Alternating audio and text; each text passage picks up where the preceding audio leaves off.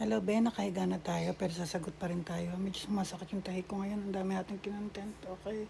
Only girl. Very related yan ang question ko about mga foreclosed na bahay. Iiksian ko na lang pag may kumuha ng foreclosed na bahay din nakapangalan sa kanya pero iba ang tumira at yung nakatira ang nagbabayad ng monthly bill ng bahay. So, ang follow-up question dyan is, pagdating daw ba ng araw ay mapupunta na rin doon sa kung sino ang nagbabayad ng bahay, yung mismong bahay na tinitirahan. Ang question na ito is parang tinatawag na pasalo eh. Negative po tayo sa tinatawag na pasalo. Explain ko muna maigi ha.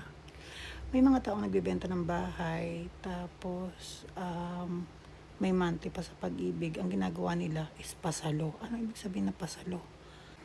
Iba yung pinagbabayad nila at naniningil sila doon sa taong gustong bilhin yung bahay pero naka-under pa rin yung pangalan na yon sa kung sino naka-register or mismong nakapangalan sa kontrata ng pag-ibig. Negative po tayo dyan. Ganito po eksena niyan. Kapag maglilipat ka ng isang pangalan sa pag-ibig or sa kahit kaninong titulo, once natapos yan kasi na mabayaran o mahulugan, kailangan ho ng deed of sale, perma, lahat ng documents doon sa may-ari kung kayo yung nakapangalan. Okay, so sa iba yung nakapangalan, kailangan siya doon sa mismong pag-ibig once na natapos ng bayaran. At ang proseso po yan ay sa kanya pa rin maipapangalan. Then after maipangalan sa kanya, tsaka ipapangalan sa inyo. What if yung kung kanino nakapangalan na nabayaran ng kung sino nakatira na totoong nagbabayad ng bills sa pag-ibig monthly ay wala na. So, negative na negative po yan. Magkakaroon kayo ng napakalaking problema, okay? Mas okay po tayo doon sa kapag yung foreclosed na bahay hindi na kayang bayaran nung mismo kung kanino nakapangalan. Tapos, ililipat niya sa taong kagaya ng sinasabi mo, nagbabayad. Kailangan pumunta sa pag-ibig. Ang tawag dyan is first reserved or pagpasa doon sa ibang tao na ang eksena ay magbaback to zero ang bayarin.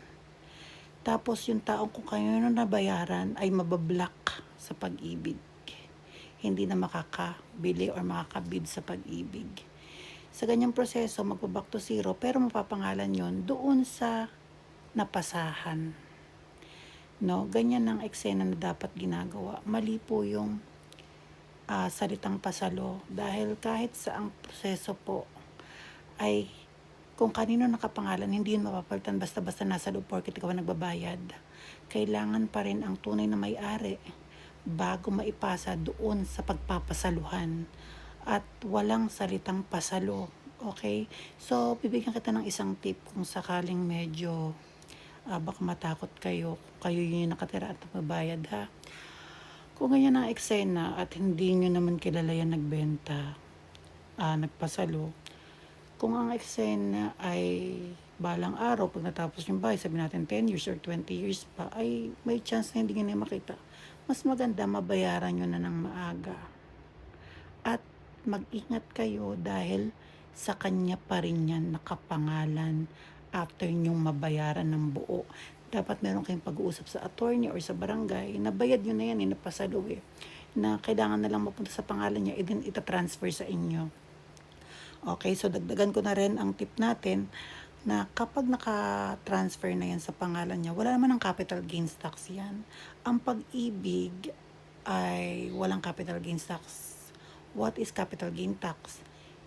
Ibig sabihin, yun yung tax na babayaran kapag nagtatransfer ng mga pangalan. So, meron rin tinatawag na 1.5% which is the stamp. So, yung 6% na capital gain tax ay mawawala kasi yan ay privilege sa mga tao na nakakakuha sa pag-ibig.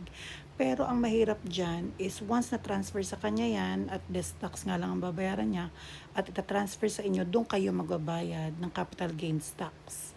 Capital gain tax. I'm so sorry. Capital gain tax. Tapos, kapag na-transfer na yan sa inyo, magbayad kayo yung transfer tax, sa kanya nakapangalan papunta sa inyo. Okay, ganyan ang proseso. Kaya, ayusin nyo na yan habang maaga. At please, kung hindi nyo na siya makokontak pagdating ng araw, ang daming pwede mangyari. Napakabilis ng panahon. Hindi natin masabi kung baka may eksenang insidenteng hindi natin ine-expect is sayang, no, yung nahulog. Sobrang sayang kasi sa kanya pa rin yan nakapangalan at wala kayong magagawa. Kapag yan ay natapos nyo na at gusto kayong lokohin ng tao, in case ang daming manluloko ngayon, sa kanya pa rin yan mapapangalan. Kung sakali may mangyari dyan sa taong yan, doon pa rin sa tagapagmana niya yan mapupunta. Hindi po sa inyo. Walang way para matransfer sa inyo hindi siya connected, walang way, as in wala. Okay? So, yan ay hindi po pananakot. Yan ay paalala para gawan nyo na po ng paraan. Follow-up question, tingin ko may sunod, no? Okay.